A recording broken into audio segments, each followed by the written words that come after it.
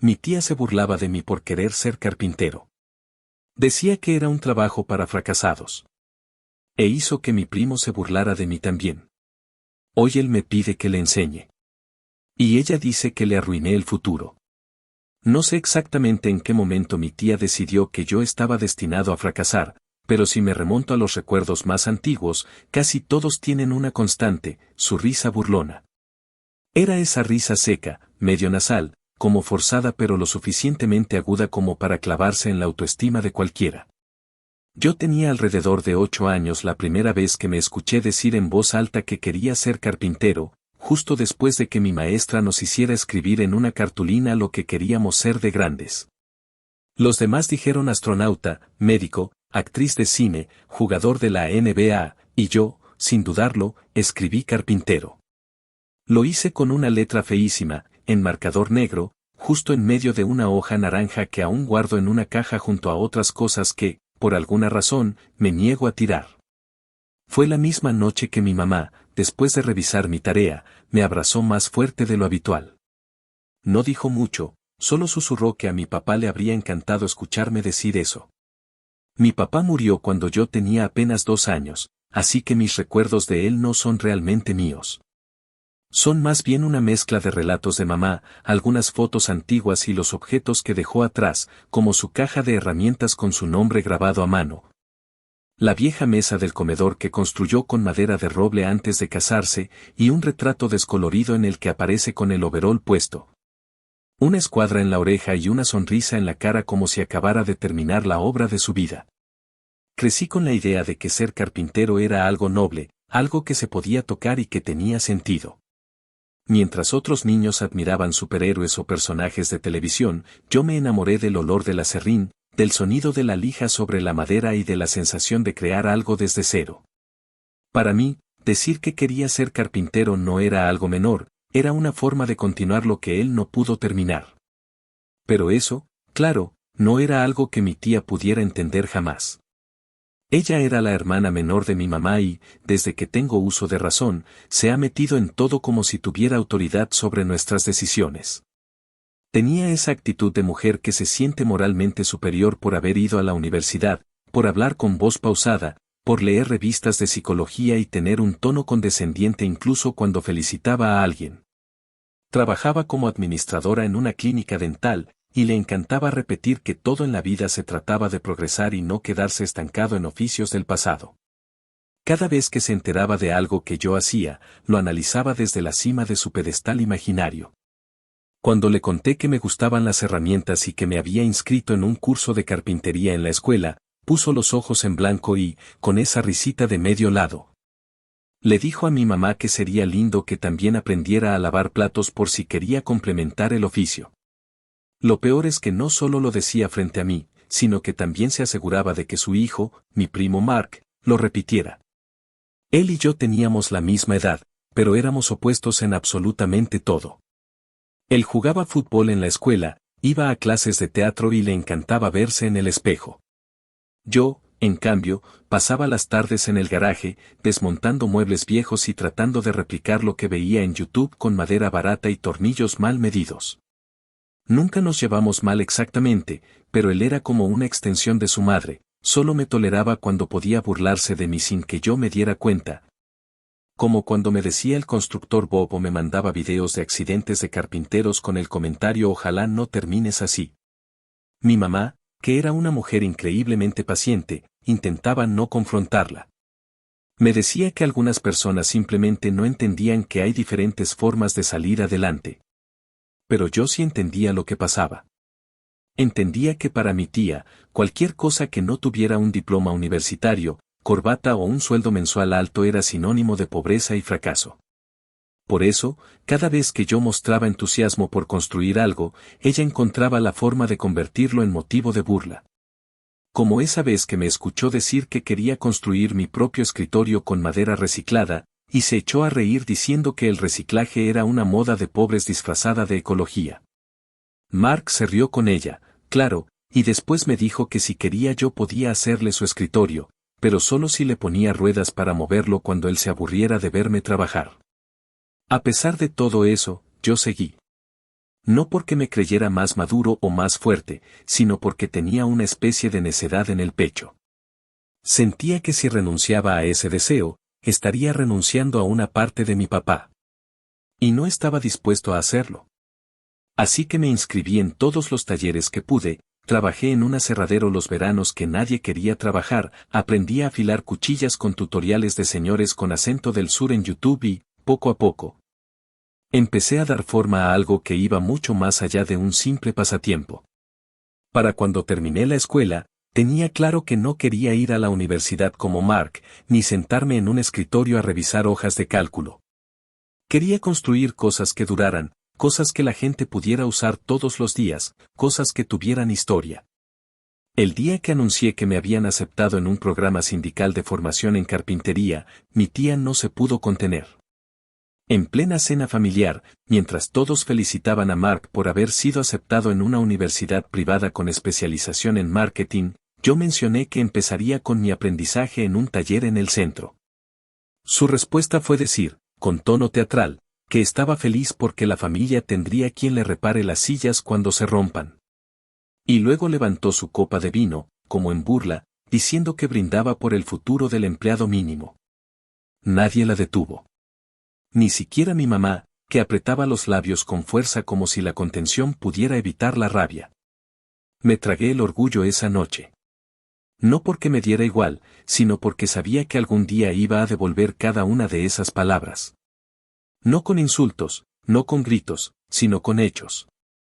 Y ese día, no me cabía duda, iba a llegar. Actualización 1. Pasó poco más de un año desde aquella cena familiar en la que mi tía levantó la copa con sorna y me hizo tragar la rabia como si fuera vino barato. En ese tiempo, mi vida no se convirtió en una película de éxito, pero sí empecé a entender lo que significaba ganarse las cosas a pulso. El programa sindical al que entré no era para cualquiera, nos hacían trabajar jornadas pesadas desde temprano, rotábamos entre talleres, y los instructores no perdían tiempo en consolar a nadie. Si te cortabas, limpiabas y seguías. Si errabas una medida, aprendías a corregirla tú mismo sin preguntar 3 veces. Y si llegabas un minuto tarde, te cerraban la puerta y te tocaba esperar hasta la siguiente semana. No había glamour, ni redes sociales, ni descanso, pero yo nunca me sentí más pleno en mi vida. Cada día era una lección que no solo me acercaba más a dominar el oficio, sino también a entender cómo funcionaba el mundo laboral real, ese en el que nadie te regala nada y todo se mide en esfuerzo y constancia. Conseguí un trabajo estable en un pequeño taller de carpintería personalizado al norte de Cincinnati. El lugar no era nada lujoso, paredes de concreto sin pintar, una máquina de café que fallaba más de lo que servía, y un jefe que no sonreía ni aunque le pagaras por hacerlo. Pero ahí aprendí de verdad lo que significaba crear algo útil, algo que otras personas necesitaban y por lo que estaban dispuestas a pagar bien. El dueño, un tipo reservado de apellido ruso, era de esos que apenas hablaban, pero que lo notaban todo. La primera semana me puso a lijar sin descanso, como si quisiera ver si me rendía. La segunda, me dejó tomar medidas y preparar los cortes bajo su supervisión. Y al final del primer mes, sin decirlo con palabras, ya me había ganado su confianza. Me dio las llaves del taller una mañana y me dijo, si llegas antes que yo, abrí. Eso para mí fue más importante que cualquier título enmarcado. Con el salario que ganaba, logré mudarme a una pequeña habitación en un dúplex en las afueras. No era mucho, pero era mío. Por primera vez tenía mi propio espacio para comer, dormir y guardar mis herramientas sin que nadie me cuestionara. No sobraba el dinero, pero al menos ya no tenía que estar contando cada centavo para comprar clavos o aceite para la sierra. Y justo cuando todo parecía estar acomodándose, como si la vida me pusiera a prueba, mi tía volvió a aparecer. Fue un domingo por la tarde. Yo estaba terminando de ajustar una pieza para una mesa que tenía que entregar el lunes, cuando vi su nombre en la pantalla del celular. Dudé en contestar, pero lo hice por curiosidad. Lo primero que escuché fue su tono dulce y excesivamente educado, como si no llevara años burlándose de mí. Me preguntó si tenía tiempo para hacerle unas repisas simples para la habitación de Mark. Dijo que él estaba reorganizando su escritorio porque ahora quería un espacio más funcional para estudiar desde casa, y pensó que sería lindo que yo le ayudara, ya que ahora estás metido en eso de la carpintería. No pidió presupuesto, ni preguntó si tenía tiempo, ni se molestó en ocultar que esperaba que lo hiciera gratis. Era obvio que en su cabeza, yo seguía siendo el sobrino que trabajaba con clavos y serruchos por hobby, no alguien que cobraba por su tiempo, por su conocimiento y por el trabajo físico que implicaba hacer algo bien hecho. Le dije que sí podía hacerlo, pero que como todo encargo, debía pasar por mi lista de pedidos y seguir el mismo proceso: diseño, materiales, tiempo de ejecución y presupuesto. Le mandé un correo con el detalle exacto, incluyendo el precio, que, para ser sincero, ya estaba ajustado con un generoso descuento solo por ser familia. Era un presupuesto más que justo. Nada extravagante, nada fuera del alcance de alguien que trabajaba en una clínica privada. A los 15 minutos recibí una nota de voz que todavía conservo, más por ironía que por respeto. En ese mensaje, con una voz cargada de falsa indignación, me decía que había perdido el piso, que me creía artista de muebles finos, y que si pensaba cobrar casi lo mismo que IKEA por unas repisitas de pino. Entonces estaba más perdido de lo que ella pensaba.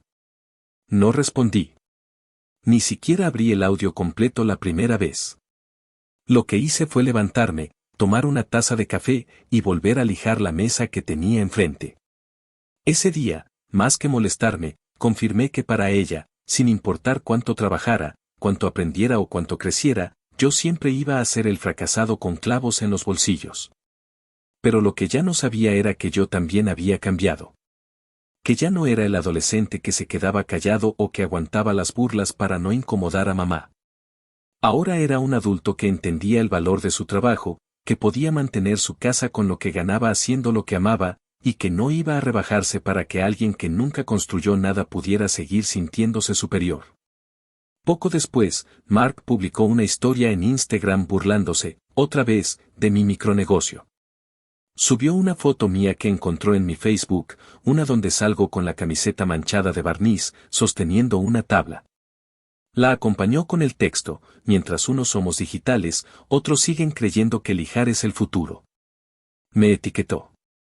Yo vi la historia y no dije nada. Solo la silencié.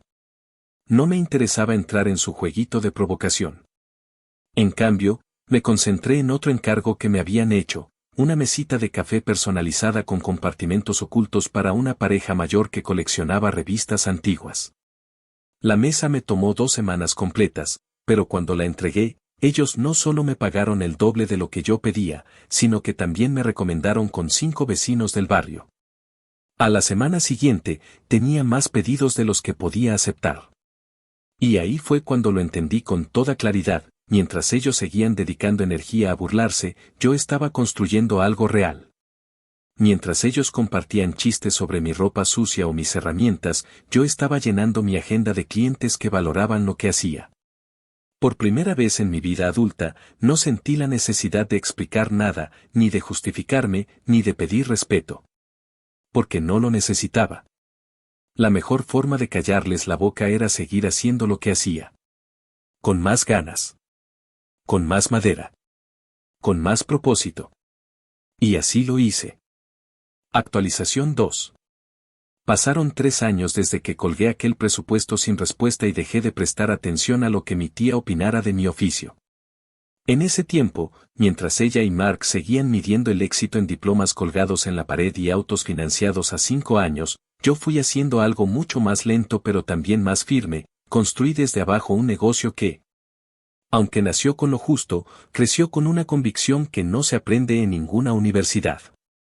A principios del 2.º año, renuncié al taller donde trabajaba y decidí alquilar un pequeño espacio de 2 ambientes en un lote compartido.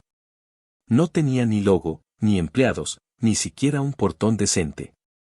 Solo unas paredes manchadas, una mesa de trabajo hecha por mí y mis herramientas marcadas con mi nombre. Le puse Legacy Woodworks porque, a pesar de que el nombre sonaba más grande de lo que el lugar era, quería que todo lo que hiciera tuviera un hilo que me conectara con mi papá, incluso si nunca pude conocerlo de verdad. Los primeros meses fueron un caos. Dormía poco, me estresaba con cada entrega, y cada vez que llovía fuerte, el techo del local dejaba entrar una línea de agua que terminaba goteando justo sobre mi banco de trabajo. Pero aún así, cada vez que terminaba una pieza, cada vez que un cliente me decía que era justo lo que había imaginado, sentía que estaba en el camino correcto. No tenía jefe, pero tampoco tenía horarios. Eso significaba que podía trabajar a mi ritmo, pero también que si me equivocaba, no había a quien culpar más que a mí mismo. Empecé con encargos pequeños, mesas de noche, tableros para cortar, bancos sencillos. La mayoría de los pedidos venían por recomendación boca a boca. Mis primeros 5 clientes trajeron a otros 10, y esos 10 a otros 20. Empecé a grabar algunos videos del proceso de fabricación, más como una manera de compartir lo que hacía con conocidos que como una estrategia. Lo subía a una cuenta de Instagram que tenía apenas 50 seguidores, y para mi sorpresa, uno de esos videos se viralizó. Era uno donde mostraba cómo de una tabla vieja, manchada y aparentemente inservible, sacaba una tapa perfectamente nivelada y barnizada para una mesa rústica. Ese video superó las 30.000 vistas en una semana. A partir de ahí, el crecimiento fue exponencial. Meses después, tuve que contratar a un asistente. No un carpintero profesional, sino un chico joven, recién salido de high school, que quería aprender. Lo entrené desde cero, igual que a mí me habían entrenado, con paciencia y exigencia a partes iguales. Luego vino un segundo ayudante.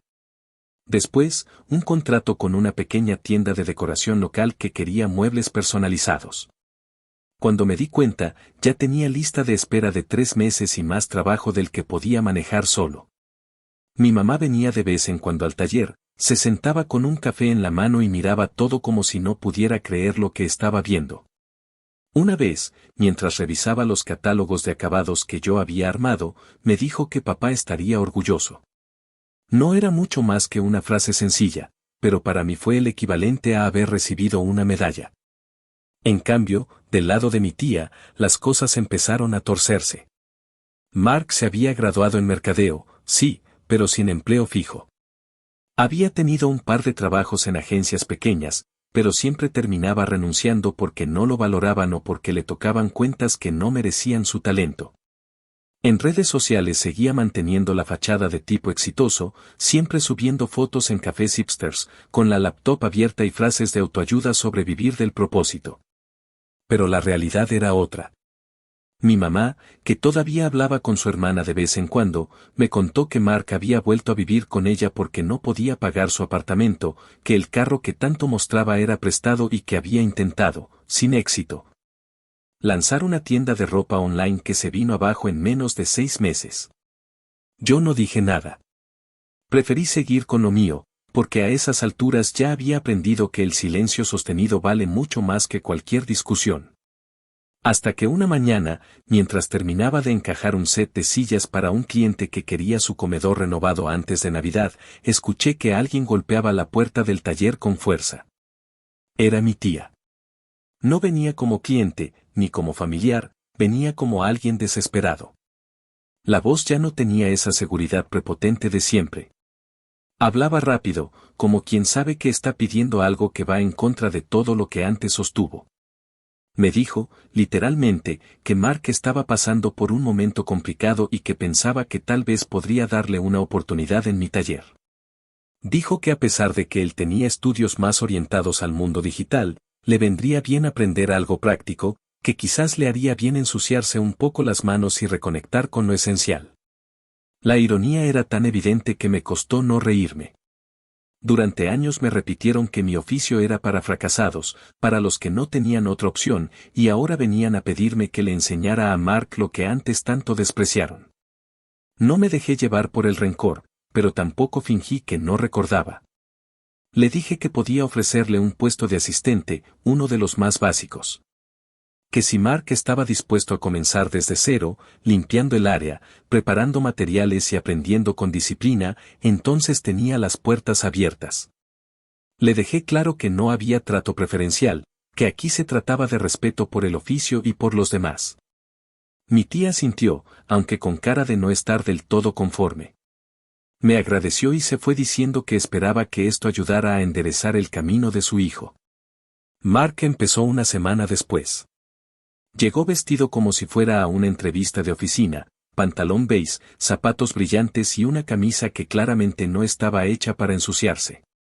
Se veía incómodo apenas puso un pie en el taller. No sabía cómo sostener un serrucho, ni cómo se usaban los guantes, ni siquiera cómo abrir una lata de barniz. Yo no lo traté mal, pero tampoco lo consentí. Le di tareas sencillas, barrer el suelo, organizar las maderas por tamaño, limpiar las herramientas al final del día. Al principio se notaba que lo hacía con desgano, como quien siente que esas tareas están por debajo de él. Yo no le decía nada, simplemente lo dejaba observar. Con el tiempo, le empecé a enseñar cosas más básicas, como tomar medidas sin errar, cómo marcar una tabla para corte, cómo se usa una prensa sin romper la pieza. Pero cada paso dependía de su actitud, y eso era justo lo que más le faltaba. Era evidente que había aceptado el trabajo más por presión de su mamá que por verdadera voluntad de aprender. Aún así, ahí estaba. El primo que antes me llamaba Maderaman, que se burlaba de mi ropa manchada y mis manos llenas de callos, ahora me pedía que le enseñara a usar una escuadra. Y yo, sin soltar una sola palabra de venganza, simplemente lo hacía trabajar. Porque sabía que la mejor forma de hacerle entender lo que despreciaron durante tanto tiempo, era dejar que lo viviera en carne propia. Sin atajos. Sin privilegios. Solo trabajo real, como el que yo llevé sobre los hombros durante años. Actualización 3. 6 meses después de que Mark comenzara a trabajar en el taller, ya no quedaban rastros de aquella primera versión suya que se presentaba con camisa de botones y zapatos lustrosos. En su lugar, había un tipo que llegaba con hoodie arrugada, ojeras mal disimuladas y la expresión de alguien que todavía no había entendido del todo por qué seguía ahí. Nunca se adaptó al ritmo. Podía estar físicamente presente, sí, pero su mente parecía estar siempre en otra parte, como si esperara que en cualquier momento se abriera una puerta secreta y apareciera la vida cómoda que él creía merecer. Le costaba seguir instrucciones básicas, olvidaba limpiar los pinceles después de pintar, dejaba los clavos tirados en la estación de trabajo. Y más de una vez tuvo el descaro de dejar su celular sonando mientras otros estábamos lijando o cortando.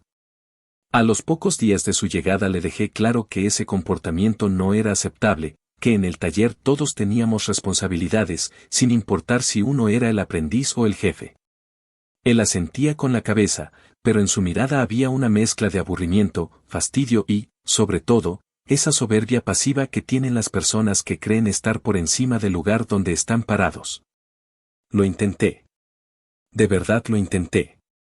En más de una ocasión me senté con él durante el almuerzo, no para sermonearlo, sino para explicarle por qué era importante respetar cada paso del proceso. ¿Por qué algo tan aparentemente simple como alinear correctamente una tabla podía hacer la diferencia entre una pieza firme o una que colapsa con el primer uso? Le hablaba desde mi experiencia, no desde el resentimiento, pero él siempre encontraba la forma de desviar la conversación hacia temas que no venían al caso. Me hablaba de aplicaciones para vender muebles por Internet, de cómo deberíamos enfocarnos en crear una línea de productos virales, de cómo podríamos conseguir inversionistas si cambiábamos el logo y hacíamos una estrategia de marca más aspiracional.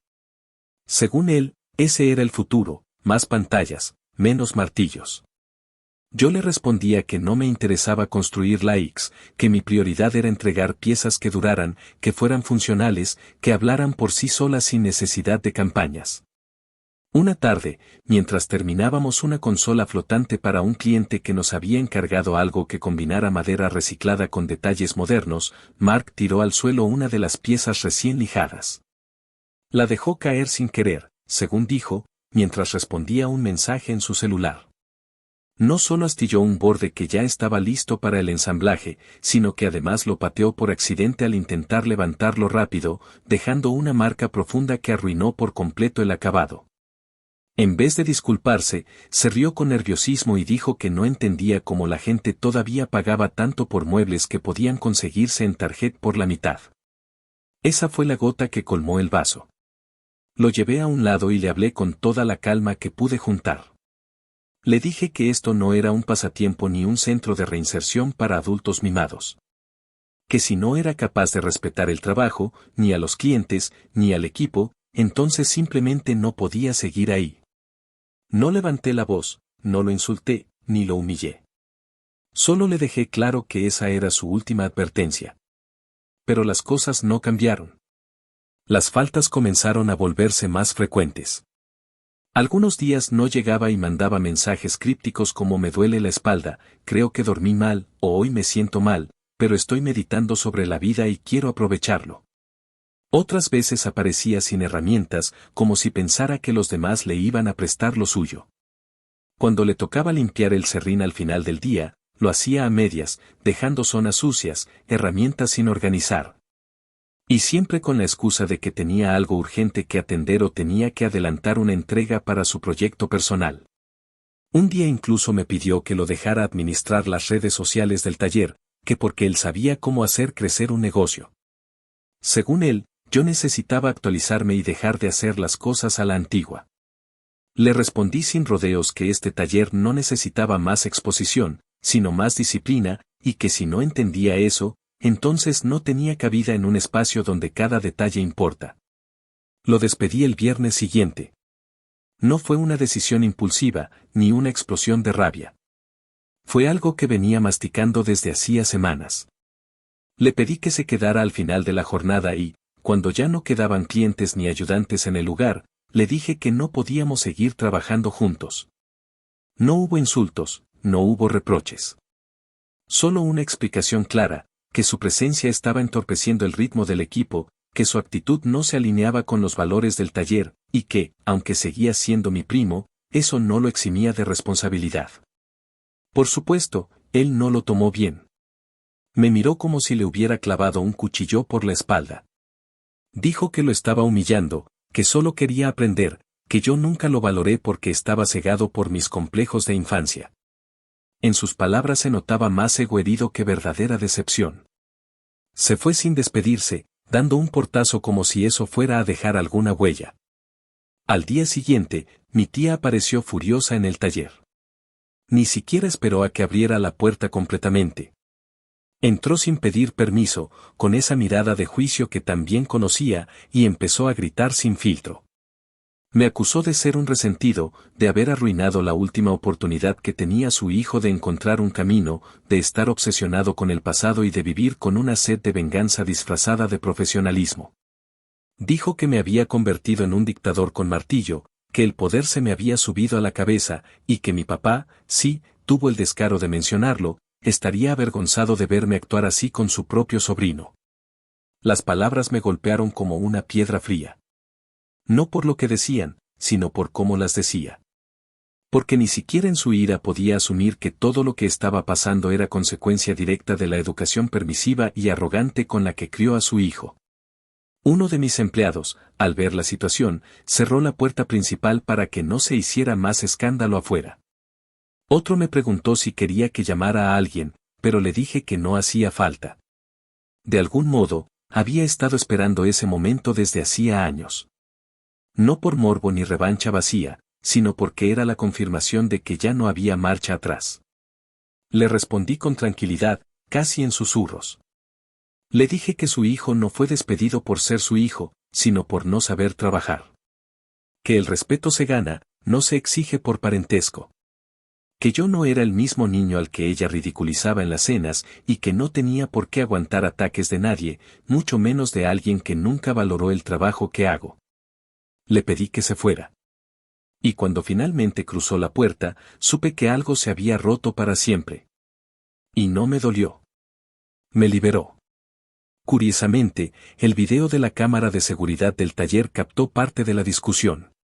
No fue algo planeado ni editado, pero alguien, uno de los ayudantes más jóvenes, lo subió a TikTok después de pedir mi permiso, con un caption que decía, cuando tu tía viene a decirte cómo vivir tu vida. Pero tú ya tienes la tuya montada. No mostró rostros, pero si se escuchaban frases nítidas como mi hijo no va a limpiar pisos como tú o tu papá estaría avergonzado. Se volvió viral. Miles de personas comentaron, no por el drama, sino porque se sintieron identificadas. Gente que también fue subestimada, burlada, tratada como menos por seguir un camino distinto. Esa semana, sin gastar un solo dólar en publicidad, recibí más pedidos que nunca. Y no solo por la historia, sino porque en el fondo, la gente conecta con lo auténtico. Con lo que no se disfraza. Con lo que se construye a mano, aunque duela. Actualización 4. Un año y medio después de ese viernes en que decidí despedir a Mark y cerrar con llave cualquier intento de mi tía por volver a imponer su visión del mundo sobre la mía.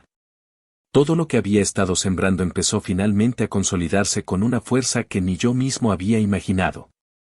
No fue de un día para otro, pero cada paso, cada proyecto, cada mesa, estantería, consola o cabecera que salía de mi taller iba sumando no solo clientes, sino algo que por mucho tiempo me había sido negado. Validación sin condiciones. Esa validación que no venía disfrazada de para ser carpintero no está mal ni del típico oye, deberías pensar en estudiar algo más formal, sino una validación sincera, de respeto genuino. Personas que me buscaban no porque me conocían, sino porque sabían lo que hacía. Personas que me preguntaban con admiración por los acabados, por los cortes, por los tipos de madera, por la historia detrás del nombre del taller. Había logrado lo que soñaba desde que era niño, aunque no en los términos en que lo soñaba. Lo había hecho a mi manera. Después del episodio con mi tía, las visitas familiares se redujeron al mínimo, y la tensión se volvió una presencia latente en cada conversación entre ella y mi madre. Nunca más volvió a poner un pie en mi taller, y Mark no volvió a mencionarme en sus redes. Por un tiempo, parecía que cada quien había seguido su camino. Pero yo, que siempre he sido de observar más que de hablar, notaba cómo todo lo que ella había construido alrededor de la imagen de su hijo exitoso comenzaba a desmoronarse por completo. Ya no subía fotos de Mark en eventos elegantes ni lo citaba como su emprendedor digital. Al contrario, mi madre me contaba en voz baja que él había encadenado 3 trabajos distintos en menos de un año, que ninguno le duraba más de 3 meses. Y que había caído en una especie de apatía que ni siquiera ella lograba comprender. Aparentemente, había intentado volver a estudiar, pero abandonó el semestre a mitad de camino. También intentó vender productos en línea, pero no logró sostener el ritmo. Lo único constante en su vida parecía ser la queja, del sistema, del país, del mercado, de la vida. De todo, menos de sí mismo. Mientras tanto, yo tomé una decisión que venía cocinando desde hacía meses, mudarme a un espacio más grande. No solo porque ya no cabíamos en el antiguo taller, sino porque sentía que había llegado el momento de expandirme sin miedo, sin timidez. Encontré un galpón a las afueras de la ciudad, lo suficientemente amplio como para dividirlo en áreas de trabajo, de almacenamiento, de pintura y de montaje. Hice los arreglos con parte de mis ahorros y con un crédito que solicité a través de la cooperativa local de oficios. A diferencia de los bancos grandes, ellos sí entendían lo que significaba invertir en un proyecto artesanal. Con paciencia y determinación, fui acondicionando cada rincón. Pintamos las paredes, instalamos buena iluminación, reforzamos los pisos y construimos bancos de trabajo robustos para los nuevos integrantes del equipo. Contraté a 4 personas más, 2 de ellas aprendices que venían de programas comunitarios. Jóvenes como yo en su momento, con más ganas que experiencia, pero con una humildad que no se aprende en ninguna escuela. Quería que el taller no solo fuera un espacio de trabajo, sino también un lugar de formación, donde alguien pudiera encontrar en la madera lo mismo que yo encontré, propósito. Una de las decisiones más significativas que tomé fue lanzar una línea exclusiva de mesas de comedor con acabados firmados. Cada pieza llevaba una pequeña placa de metal grabada con la frase Robert's Legacy, en honor a mi papá. No era un gesto comercial ni una forma de aumentar el precio, era un homenaje íntimo que los clientes entendían y valoraban.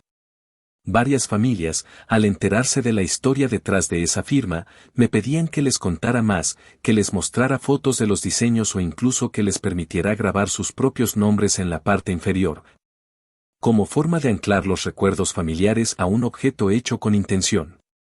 Y eso fue lo que más me emocionó de todo, saber que estaba construyendo piezas que iban a permanecer, que iban a ser testigos de cenas, peleas, celebraciones, navidades y conversaciones que todavía no ocurrían. Un medio local se enteró de la historia por una publicación de una clienta y vino a hacerme un reportaje. Fue extraño al principio.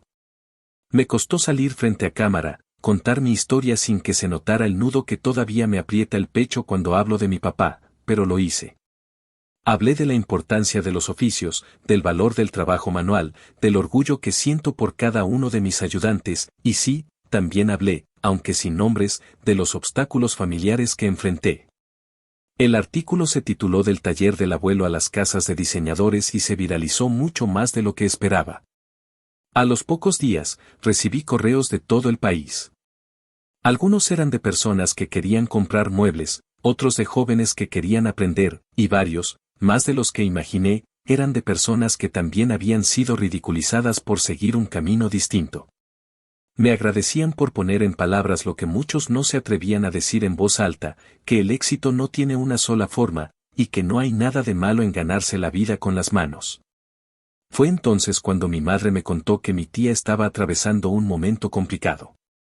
Resulta que, debido a una serie de decisiones financieras mal tomadas y a la falta de ingreso estable de Mark, empezaron a tener problemas con la hipoteca. Al parecer, habían estado dependiendo más tiempo del que admitían del dinero que mi tía recibía del trabajo en la clínica, pero tras la reducción de su jornada por recortes internos, ya no podían sostener el estilo de vida que tanto presumieron durante años. Me sorprendió enterarme de que incluso habían vendido el auto de Mark y se estaban quedando con una sola línea de celular compartida. Mi madre me lo dijo con tono de compasión, pero también con un matiz de ironía contenida. Sabía perfectamente lo que eso significaba, y también sabía que yo no era de los que se burlaban cuando la vida daba estas vueltas, pero que tampoco olvidaba. Unas semanas después, mi tía me llamó. No por mensaje, no por correo. Me llamó directamente, como si lo que tuviera que decir no pudiera ser escrito. Su voz sonaba distinta. No por el tono, sino por la ausencia de altanería. Habló con frases lentas, a veces interrumpidas por silencios que delataban más de lo que decía. Me explicó que estaban en una situación difícil, que Mark seguía sin encontrar un rumbo y que, después de pensarlo mucho, había decidido preguntarme si podía volver a integrarse al taller. Esta vez no como trabajador remunerado, sino como aprendiz sin salario. Me dijo que él estaba dispuesto a empezar de nuevo, ahora sí con humildad, y que quizás yo, con mi éxito y mi nueva plataforma, podía permitirle una segunda oportunidad. Le agradecí la llamada y le dije que lo iba a pensar. La verdad es que no necesitaba pensarlo. La decisión ya estaba tomada antes de que colgara. No porque quisiera vengarme, ni porque guardara odio. Simplemente porque aprendí que uno no puede sembrar desprecio durante años y luego esperar cosechas dulces. Le ofrecí algo diferente, le dije que podía inscribirse en el programa gratuito de formación técnica que yo mismo había comenzado a impartir en un centro comunitario. Clases todos los martes y jueves, de 6 a 9 de la noche. Le advertí que el curso duraba un año completo, que tenía reglas estrictas de asistencia y que nadie, absolutamente nadie, recibía trato preferencial. Si Mark estaba dispuesto a comprometerse de verdad, tendría las puertas abiertas. Pero no en mi taller. No todavía. No me respondió de inmediato.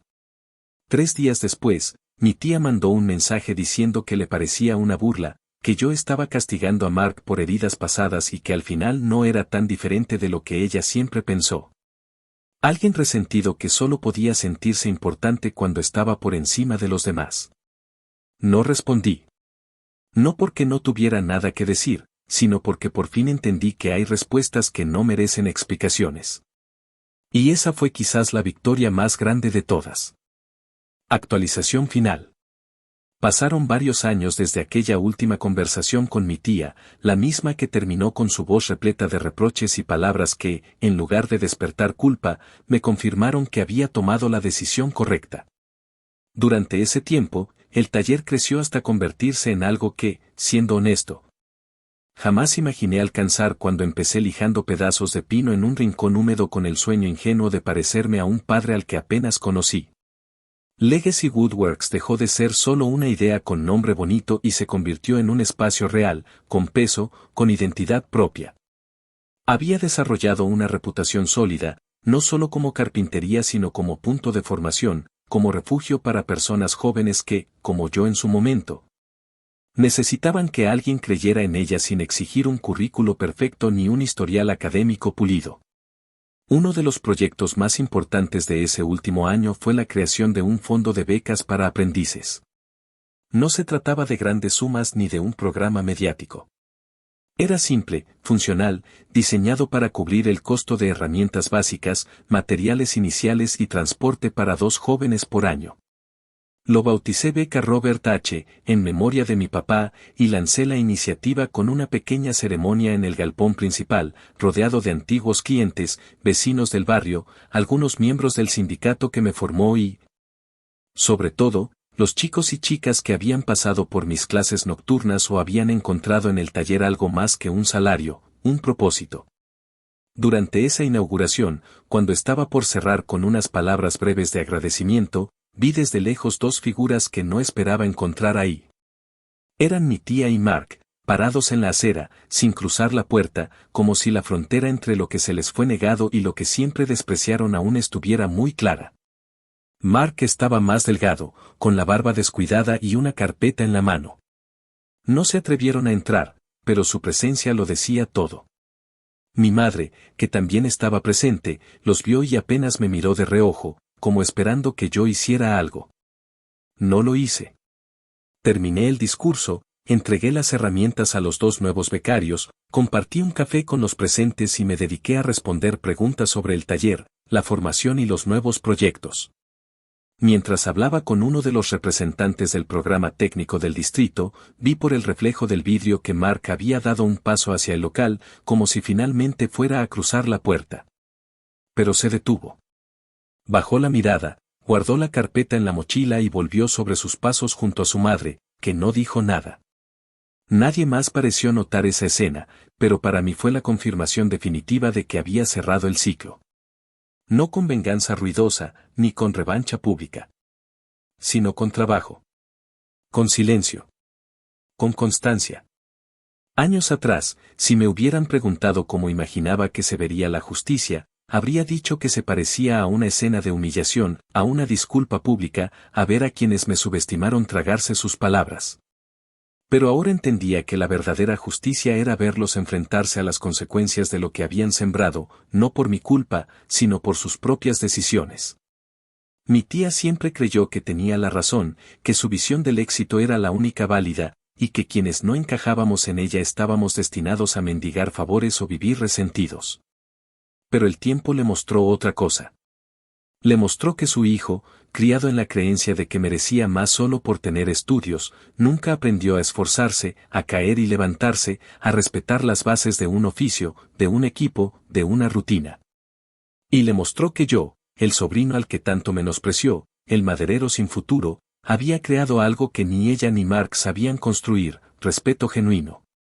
A día de hoy, sigo rechazando pedidos de ciertas personas que antes me ignoraban. No por rencor, sino porque mi agenda no se basa en favores ni en viejas conexiones familiares.